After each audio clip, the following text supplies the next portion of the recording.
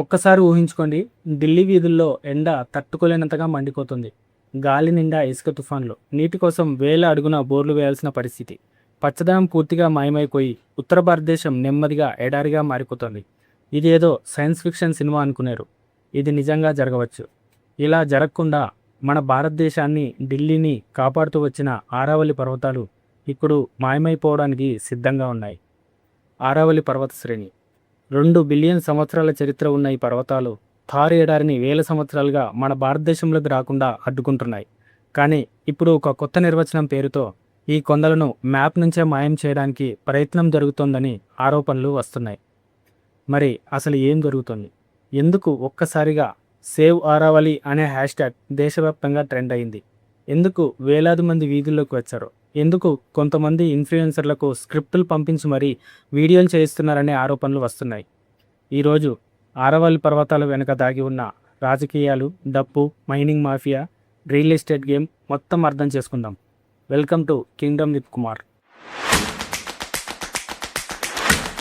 భారతదేశంలోనే కాదు, ప్రపంచంలోనే అత్యంత పురాతన పర్వత శ్రేణుల్లో ఒకటి ఆరావళి. గుజరాత్ నుంచి రాజస్థాన్, హర్యానా, ఢిల్లీ వరకు దాదాపు 700 కిలోమీటర్ల పొడవున ఇది విస్తరించి ఉంది. కానీ ఇవి కేవలం కొండలు మాత్రమే కాదు. ఇవి ఉత్తర భారతదేశానికి ఒక సహజ రక్షణ కవచం లాంటివి. ఎలా అంటే తార్ ఎడారి నుంచి వచ్చే ఇసుక తుఫాన్లను ఈ పర్వతాలు అడ్డుకుంటాయి. ఇవి లేకపోతే ఢిల్లీ, హర్యానా, ఉత్తరప్రదేశ్లోని అనేక ప్రాంతాలు నెమ్మదిగా ఎడారులుగా మారిపోతాయి. ఇంకో ముఖ్యమైన విషయం, ఆరావళి అడవులు వర్షపు నీటిని భూమిలోనికి చొక్కించి భూగర్భ జలాలను రీఛార్జ్ చేస్తాయి. అంటే ఇవి లేకపోతే నీటి కొరత పెరుగుతుంది, భూగర్భ జలమట్టం పడిపోతుంది, సరస్సులు ఎండిపోతాయి, వాయు కాలుష్యం మరింతగా పెరిగిపోతుంది. ఢిల్లీ ఇప్పటికే ప్రపంచంలోనే అత్యంత కాలుష్య నగరాల్లో ఒకటిగా పేరుగాంచింది. ఆరావళి పూర్తిగా నాశనం అయిపోతే పరిస్థితి ఎలా ఉంటుందో ఊహించుకోండి. మే 2024 సుప్రీంకోర్టు ఒక కీలక ఆదేశం ఇచ్చింది. ఆరావళి పర్వతాలకు అన్ని రాష్ట్రాల్లో ఒకే నిర్వచనం ఉండాలని కేంద్ర ప్రభుత్వాన్ని కోరి. ఎందుకంటే గుజరాత్, రాజస్థాన్, హర్యానా, ఢిల్లీ ప్రతి రాష్ట్రం వేర్వేరు నిర్వచనాలు ఉపయోగిస్తోంది. దీంతో మైనింగ్ కంపెనీలు లూప్ హోల్స్ను ఉపయోగించుకుంటున్నాయనే ఆరోపణలు వస్తున్నాయి. అందుకే ఒక క్లియర్ డెఫినేషన్ తీసుకుని రండి అని సుప్రీంకోర్టు చెప్పింది. ఇక్కడి వరకు అంతా బాగానే ఉంది. కానీ తర్వాత వచ్చిన కొత్త నిర్వచనమే ఇప్పుడు దేశవ్యాప్తంగా వివాదంగా మారింది. కొత్త నిర్వచనం ప్రకారం 100 మీటర్ల కంటే ఎక్కువ ఎత్తున్న పర్వతాలనే ఆరావళిగా పరిగణిస్తారు. మొదట వినడానికి ఇది సాధారణంగానే అనిపిస్తుంది. 100 మీటర్లు అంటే పెద్ద కొండే కదా అనిపిస్తుంది. కానీ అసలు విషయం, అసలు ట్విస్ట్ ఇక్కడే ఉంది. ప్రపంచం అంతా పర్వతాల ఎత్తును సముద్ర మట్టం నుంచి కొలుస్తారు. ఉదాహరణకు మౌంట్ ఎవరెస్ట్ ఎత్తు 8000 మీటర్లు, అంటే అది సముద్ర మట్టం నుంచి.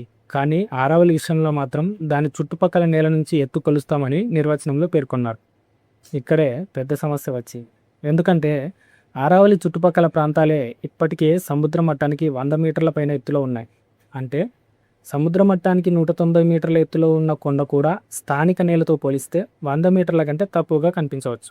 అప్పుడు అది అధికారికంగా వాటిని ఆరావళి పర్వతాల కింద పరిగణించారు. అంటే ఆరావళిలోని వేలాది కొండలు ఒక్కసారిగా మ్యాప్ నుంచి మాయమైపోతాయి. ఫారెస్ట్ సర్వే ఆఫ్ ఇండియా ప్రకారం ఆరావళిలో మొత్తం 12,081 కొండలు ఉంటే కేవలం 1048 మాత్రమే ఈ కొత్త ప్రమాణానికి సరిపోతాయి. అంటే 90% కంటే ఎక్కువ పర్వతాలు అధికారికంగా రక్షణ కోల్పోయే ప్రమాదం ఉంది. ఈ వార్త బయటికి రాగానే రాజస్థాన్, హర్యానా, ఢిల్లీలో నిరసనలు మొదలయ్యాయి. సేవ్ ఆరావళి అనే హ్యాష్ట్యాగ్ సోషల్ మీడియాలో భారీగా ట్రెండ్ అయింది. వేలాది మంది వీధుల్లోకి వచ్చారు.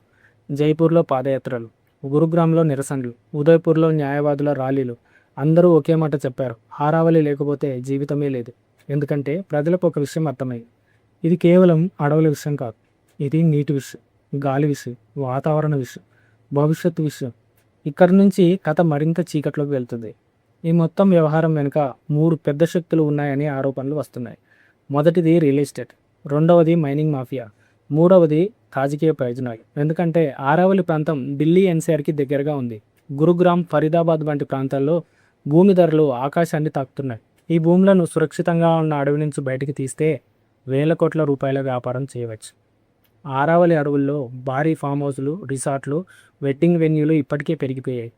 డిసెంబర్ 2023లో జరిగిన డ్రోన్ సర్వేలో కేవలం 4 గ్రామాల్లోనే 6,793 అక్రమ నిర్మాణాలు బయటపడ్డాయి. 700 ఎకరాలకు పైగా భూమి ఆక్రమించబడిందని నివేదికలు చెప్తున్నాయి. ఇంకా షాకింగ్ విషయం ఏంటంటే ఈ ప్రాజెక్టులో రాజకీయ నాయకులు, అధికారులు, ప్రముఖుల పేర్లు కూడా వినిపిస్తున్నాయి. ఇప్పుడు చెప్పుకునేది మొత్తం కథలో అత్యంత ప్రమాదకరమైన భాగం. ఆరావళిలో marble, silica, quartz, zinc, copper, tungsten లాంటి ఖనిజాలు భారీగా ఉన్నాయి. అందుకే ఇక్కడ మైనింగ్ మాఫియా చాలా శక్తివంతంగా మారిపోయింది. సుప్రీంకోర్టు ఎన్నిసార్లు నిషేధం విధించినా అక్రమ మైనింగ్ ఆగలేదు. కొండలను కోసి బాంబులతో పగలగొట్టి పూర్తిగా మాయం చేసేస్తున్నారు. ఇంకా భయంకరమైన విషయం ఏంటంటే 2022లో హర్యానాలో అక్రమ మైనింగ్పై చర్య తీసుకోవడానికి వెళ్ళిన డీఎస్పీ సురేంద్ర సింగ్ను మైనింగ్ మాఫియా ట్రక్కుతో ఢీకొట్టి చంపేసింది. అంటే ఇక్కడ డబ్బు ఎంత పెద్ద స్థాయిలో పనిచేస్తుందో అర్థం చేసుకోవాలి. ఇది భవిష్యత్తు ప్రమాదం మాత్రమే కాదు, ఇది ఇప్పటికే జరుగుతోంది. 1968లో నమోదైన ఆరావళి కొండల్లో దాదాపు 25% ఇప్పటికే మాయమైపోయాయి. కొండలు పోయిన చోట తారు ఎడారి ఇసుక ముందుకు రావడం ప్రారంభమైంది. హర్యానాలో 8% భూమి ఎడారిగా మారిపోయిందని నివేదికలు చెప్తున్నాయి. వర్షాలు తగ్గుతున్నాయి, భూగర్భ జలాలు పడిపోతున్నాయి, సరస్సులు ఎండిపోతున్నాయి, ఢిల్లీ కాలుష్యం మరింతగా పెరిగిపోతుంది. ఈ వివాదంలో మరొక షాకింగ్ ఆరోపణ ఏమిటంటే కొంతమంది కంటెంట్ క్రియేటర్లకు, ఇన్ఫ్లుయెన్సర్లకు డబ్బులు ఇచ్చి మరీ ప్రభుత్వం తీసుకున్న నిర్ణయం నిజానికి ఆరావళిని కాపాడడానికే అనే నెరేటివ్ను ప్రచారం చేయించాలనే ఆరోపణలు వస్తున్నాయి. కొంతమంది క్రియేటర్లు తమకు వచ్చిన ఈమెయిల్స్, స్క్రీన్ షాట్లను కూడా షేర్ చేశారు. ఇందులో పాత వీడియోలు తీసేయండి, కొత్త స్క్రిప్ట్తో వీడియో చేయండి అని రాసి ఉందని వారు చెప్పారు. దీంతో వివాదం మరింతగా పెరిగిపోయింది. ఇక్కడ ఒక గుడ్ న్యూస్ ఏంటంటే భారీ నిరసనల తర్వాత సుప్రీంకోర్టు డిసెంబర్ 29న తాత్కాలిక స్టే ఇచ్చి ఇప్పుడు కొత్త నిపుణుల కమిటీ ఈ నిర్వచనాన్ని మళ్ళీ పరిశీలించనుంది. అంటే 100 మీటర్ల నిర్వచనం ఇంకా ఫైనల్ కాలేదు, కానీ పోరాటం కూడా ఇంకా ముగియలేదు. ఎందుకంటే ఒకసారి ఆంక్షలు తొలగిస్తే మళ్ళీ అడవులు తిరిగి రావు, కొండలు తిరిగి పెరగవు, నీరు కూడా కావడం చాలా కష్టం. మిత్రులారా, అభివృద్ధి మనకు అవసరం, రోడ్లు కూడా కావాలి, ఇల్లు కూడా కావాలి, కానీ ప్రకృతిని పూర్తిగా నాశనం చేసే అభివృద్ధి చివరికి మనల్నే నాశనం చేస్తుందని గుర్తుపెట్టుకోండి. ఆరావళి కేవలం పర్వతాలు కాదు, అవి ఉత్తర భారతదేశానికి ఊపిరితిత్తులు లాంటివి. వాటిని కోల్పోతే దాని ప్రభావం ఒక్క రాష్ట్రంపై కాదు, కోట్లాది మంది జీవితాలపై పడుతుంది. ఇప్పుడు ప్రశ్న కూడా మీదే. అభివృద్ధి పేరుతో ప్రకృతిని నాశనం చేయడం ఎంతవరకు కరెక్ట్ అని మీరు అనుకుంటున్నారు? మీ అభిప్రాయాన్ని నా కామెంట్స్లో తెలియజేయండి. అలాగే ఈ వీడియో ఎవరికైనా ఉపయోగపడుతుంది అనుకుంటే వాళ్ళకి షేర్ చేయండి. మీరు కనుక ఇలాంటి కంటెంట్ని ఇష్టపడితే దయచేసి నా ఛానల్ని సబ్స్క్రైబ్ చేసుకోండి. మరింత మంచి వీడియోలతో మీ ఊరికి వస్తాం.